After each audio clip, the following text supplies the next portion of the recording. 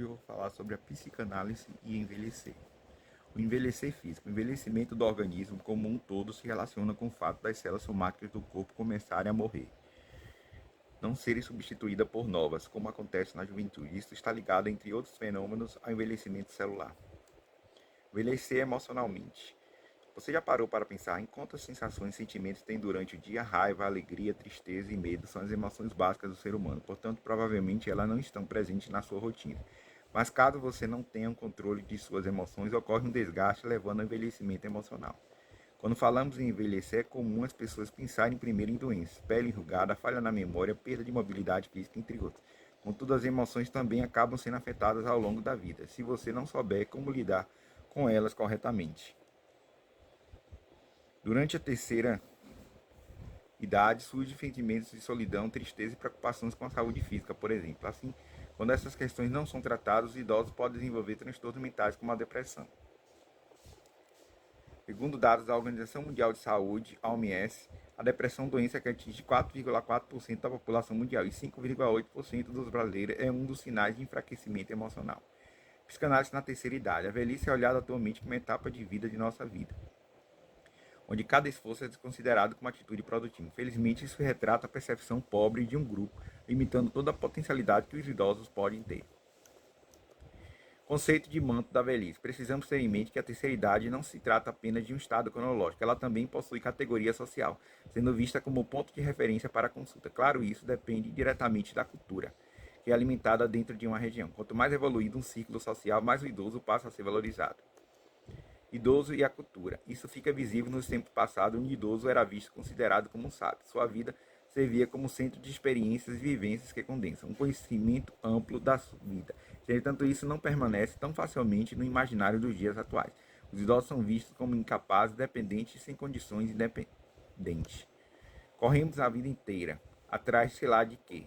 Fazemos tanta besteira, tanta coisa sem poder, viramos de mil maneiras para agradar por bem querer. Ai meu Deus, quanta tolice, quando estamos na velhice quase ninguém quer nos ver.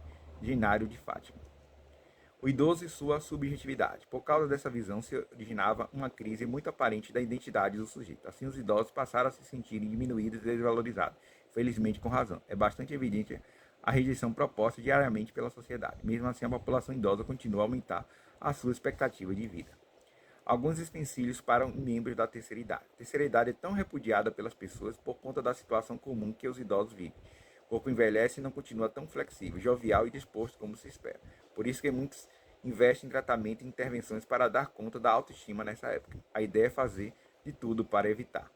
Limitação física. Como dito acima, o corpo envelhece de forma gradual e natural. O problema é que isso aterroriza a muitas pessoas, fazendo com que pensem em perder a sua independência. Infelizmente, até por sua história de vida, muitos idosos acabam mergulhando de verdade em uma vida desgastante e isolada. Doenças. Com o tempo, a nossa imunidade natural acaba se esvaziando, permitindo com que as doenças se aproximem. Isso vai descer um simples resfriado até formas mais graves de câncer, dependendo do sexo. Para homens, por exemplo, câncer de próstata é um perigo iminente, enquanto para mulheres surge a preocupação com câncer de mama.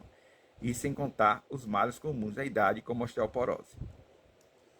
Atividades sociais em declínio. À medida em que envelhece, muitas pessoas acabam se conformando com um movimento natural de reclusão. Isso porque o mercado de trabalho passa a recusar veemente sua participação laboral e muitas pessoas se aposentam.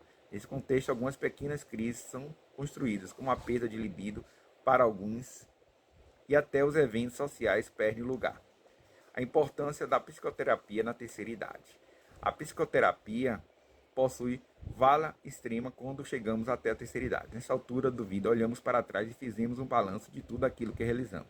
Para alguns, infelizmente, pode ser motivo de tristeza, visto que carregam arrependimentos em seu interior. Contudo, assim que passam pela psicoterapia, essas pessoas podem melhorar a qualidade de vida e saúde mental na terceira idade. Como a terapia pode ajudar?